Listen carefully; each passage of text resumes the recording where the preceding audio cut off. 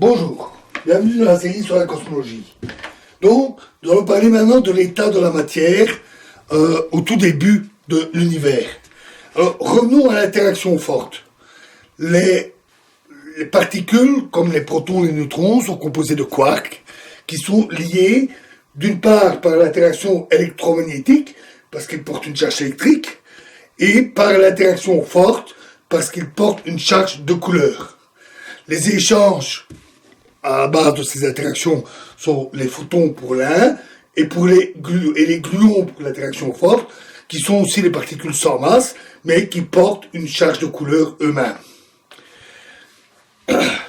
La particularité de l'interaction forte, c'est que son intensité augmente avec la distance, ce qui est le contraire des autres interactions. Ainsi, si on a deux quarks qui sont très proches, ils sont faiblement liés. Mais s'ils s'écartent, pour une raison ou l'autre, l'interaction qui les lie alors augmente d'intensité. Un peu comme s'ils étaient attachés par une corde ou par un ressort. Alors, une des conséquences de ce phénomène, c'est qu'il est impossible d'isoler un quark. Parce que, à fur et à mesure qu'on les écarte, l'intensité de l'interaction devient de plus en plus grande. Supposons qu'on essaye encore de les écarter. Dans ce cas-là, on peut envoyer, par exemple, une particule dessus pour donner un choc très violent pour essayer de les écarter encore plus. À un tel moment, la résistance devient telle qu'il faut une énergie énorme de collision pour encore les écarter, et cette énergie de collision est telle que ça va simplement produire un grand nombre de particules dans la collision. Et au final, on se retrouve avec des petits îlots de quarks liés ensemble, plus quelques électrons, photons, neutrinos qui seraient en plus. Et donc, au final, on n'a pas de quarks isolés. Ce phénomène d'impossibilité de séparer des quarks, ou d'ailleurs même des gluons, s'appelle le confinement. Pour pouvoir les séparer, il faut qu'il n'y ait plus d'interaction forte, c'est-à-dire que la charge correspondante, les couleurs, soit nulle, et donc que la somme des couleurs de tous les quarks soit zéro, c'est-à-dire le blanc. C'est l'association des couleurs, des charges de couleurs, fonctionne un peu comme les couleurs en colorimétrie, d'où l'analogie et le nom qui a été donné. Par exemple, dans des nucléons, comme le proton, neutron, on a trois quarks qui ont les trois couleurs complémentaires et qui forment ainsi du blanc. Et dans un méson, on a deux quarks, un quark et un antiquark, dont les couleurs s'annulent. Dans cet assemblage, il reste une interaction résiduelle. Entre un proton et un neutron, par exemple, il y a une interaction forte qui peut se faire, mais celle-ci ne peut pas se faire par l'échange de quarks et de gluons parce que le temps de la transition entre les deux serait isolé. Donc ça ne peut se faire que par l'échange de particules non colorées, comportant des quarks, tels que des mésons. Mésons pi, mésons rho, mésons sigma, les mésons les plus légers, qui sont échangés et qui permettent ainsi d'effectuer l'interaction dite nucléaire. Ces mésons, contrairement aux gluons, sont très massifs, ce qui fait que l'interaction nucléaire est de fort courte portée. À très très grande énergie, les quarks sont très proches.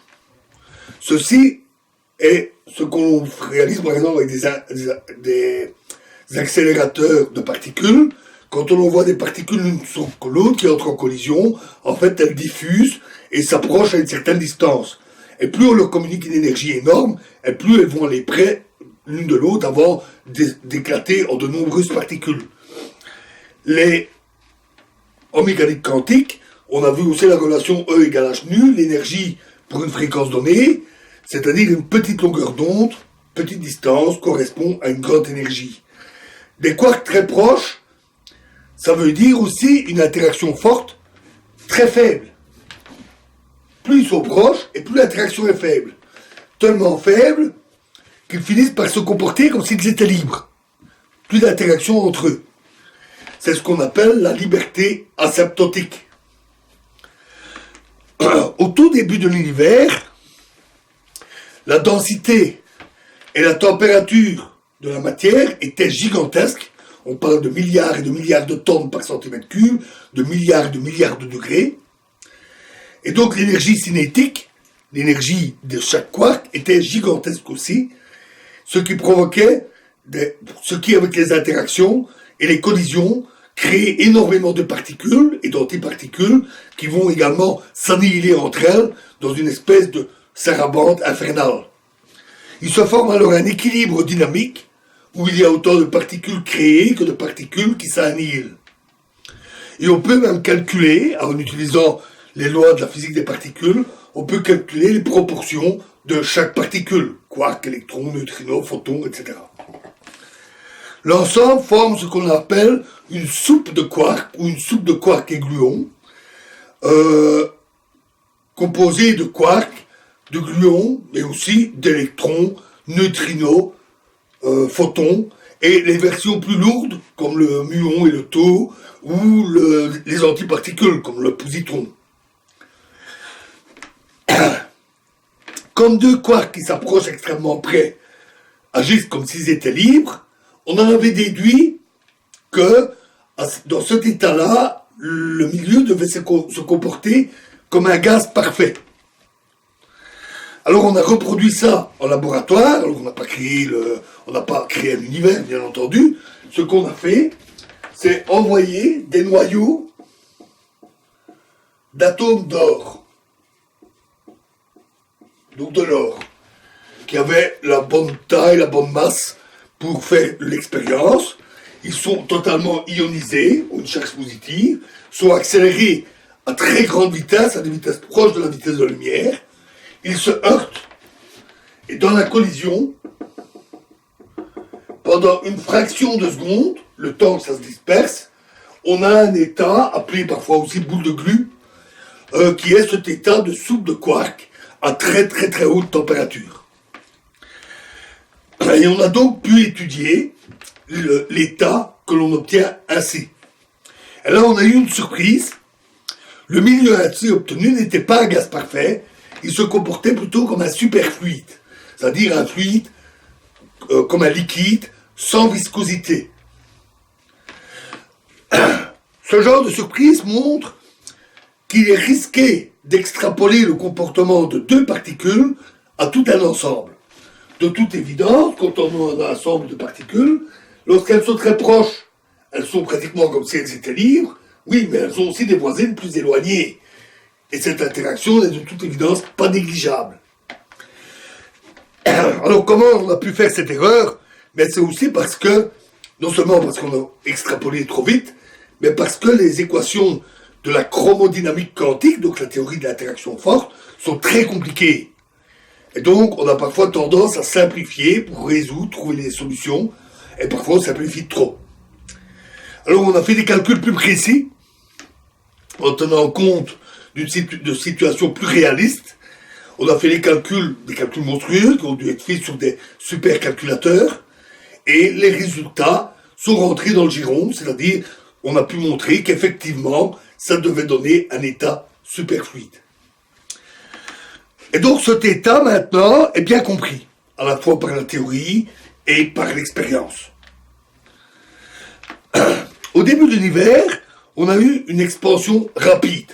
Alors c'est pas l'inflation, mais simplement l'expansion était plus rapide que maintenant. L'expansion de l'univers a été très forte, a ralenti à cause de la gravité, jusqu'à atteindre la situation actuelle. Et donc on avait une densité et une température qui chutaient très vite. Et de même que la vitesse des particules et les chocs entre particules qui diminuaient très vite. On peut utiliser les calculs thermodynamiques pour calculer la température, la pression, etc. Mais pour ça, on doit vérifier qu'on est bien dans les conditions de la thermodynamique, en particulier qu'on est dans un état d'équilibre thermique.